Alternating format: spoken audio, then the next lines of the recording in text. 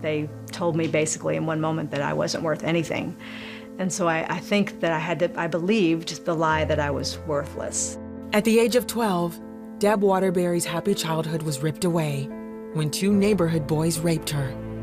I was just so ashamed of who that meant I was. I certainly couldn't tell my parents, and I couldn't tell anyone. I just kept it to myself and then tried to reevaluate and restructure my identity based on this new thing. This now must be who I am. I made that vow that I was never going to be that girl that got taken advantage of that day in my friend's, living room.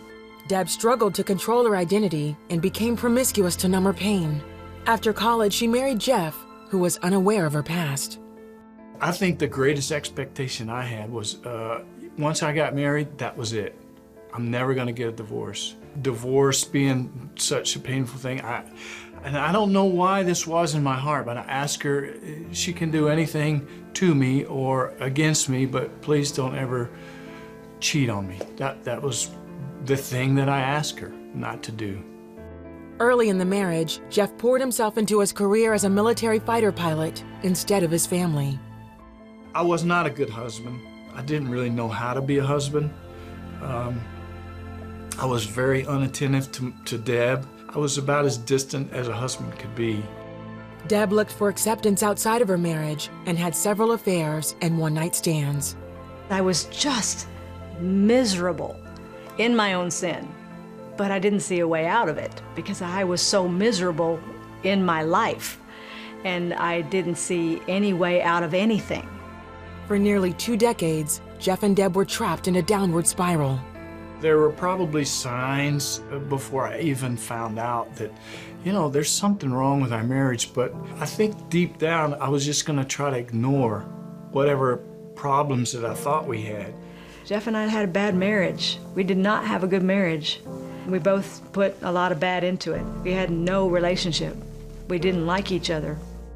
In 2001, Deb's long-term affair with a man at their church became public. This was the bottom of my despair at this time.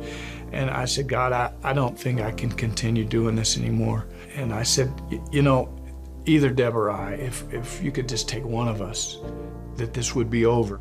I chose sin over and over again, and I was miserable. I remember looking down the ground while he was just sitting across from me, and there was a pool of tears on the floor. I couldn't stop crying. But in Jeff's determination not to divorce, he let Deb stay in the house. In desperation and out of options, they each turned to the God they had both met as children.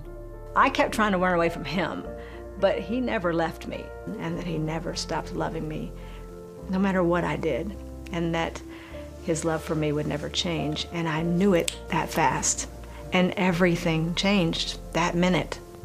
I began to think about it and began to ponder it, and I started to understand that the grace of God toward me and all the sin that I've had in my life and the forgiveness that he gave me in my life, who am I to say I can't forgive someone for what they've done to me?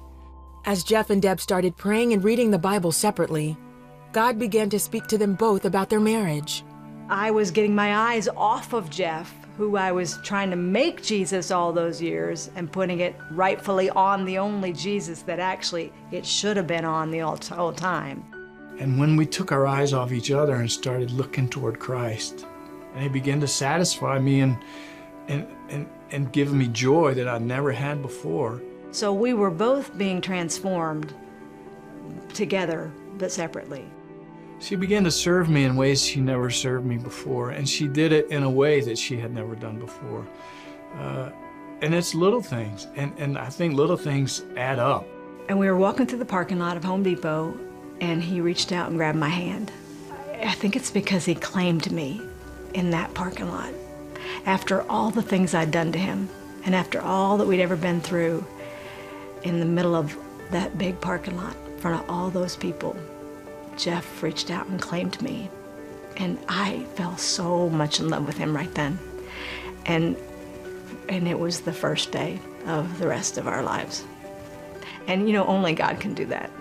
Jeff and Deb rebuilt their marriage on the foundation of Christ, and Deb is now a Christian author and speaker. In her new book, The Lies That Bind, she helps others find freedom from their past and a new identity in Christ. The couple says they are grateful to God for allowing their story to help others. I wouldn't know God like I know God now. I wouldn't realize the love of Christ like I do now had I not gone through those things. All I can say is the love of Christ is in me, and that's the way I love my wife now. My identity is certainly not in the things that I have done, or my identity is certainly not in the things that people have done to me. Who I am is the bride of Christ. My identity is Jesus. Everything he is in me, and that is such a beautiful, freeing thing. Because what he did for Jeff and I is nothing short of magic, miraculous. I love him in ways I never loved him before.